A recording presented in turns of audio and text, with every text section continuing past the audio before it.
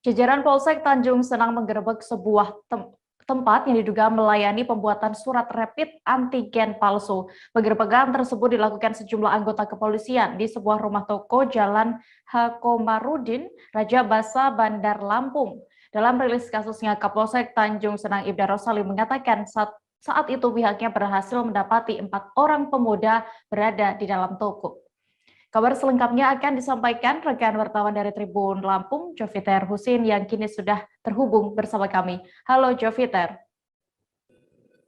Halo Dea. Joviter, bisa Anda jelaskan kronologis penggerebekan yang dilakukan aparat kepolisian itu?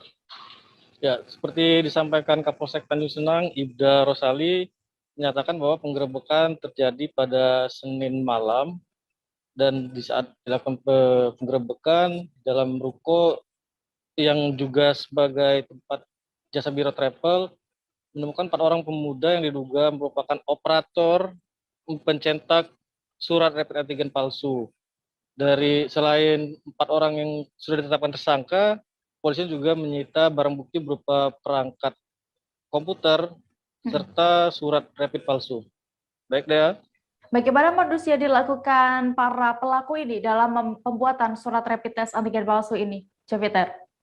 Ya, seperti yang disampaikan sebelumnya bahwa tempat pembuatan rapid ini merupakan biro jasa travel. Jadi mereka menawarkan kepada para pengguna jasa travel yang hendak menyeberang ke Pulau Jawa atau luar Provinsi Lampung. Karena seperti diketahui, surat rapid ini dibutuhkan untuk perjalanan darat. Baik, Dea.